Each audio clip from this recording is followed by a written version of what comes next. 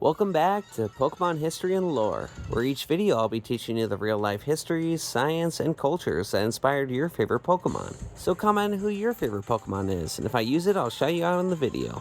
Today we're going to be talking about the Pokemon Scyther, Scizor, and Kleavor. Scyther was recommended by 92 Lucid, who apparently has been asking for it for 989 days, longer than I've had TikTok.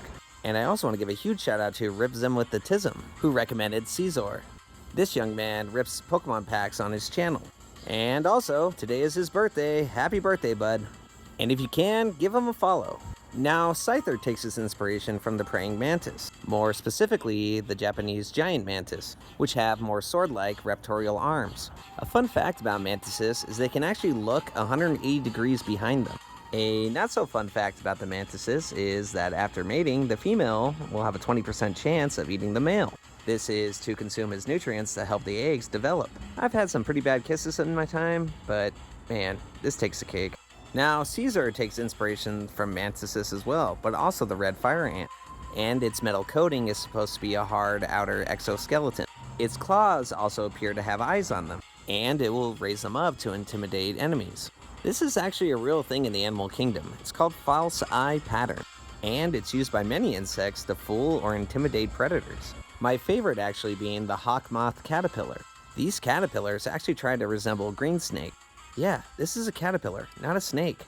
It is even known to slither like a snake to intimidate predators. Now, Kleavor's design actually comes from 3 different origins, with his facial features coming from the chonmage, which is a traditional hairstyle of the Japanese samurai, and his insect origin comes from the dead leaf mantis. These mantises resemble dead leaves, helping to camouflage them from predators or ambushing prey. Its last inspiration comes from the Tora no Ono, which in English translates to the praying mantis axe, which sounds awesome, but it's not. Its origin comes from a praying mantis taking on a chariot, and is supposed to represent an underwhelming force being overtaken by an overwhelming force. It's basically that guy you might see at a bar that wants to fight a bigger person, and the bigger person looking at him like, is this guy serious? Before I end this video, I want to talk to you about one of the best comments I've ever gotten in my entire life. It's this one. Let that sink in for a second. I somehow have an overlay in the algorithm with the Obamas? I'm very honored, but how?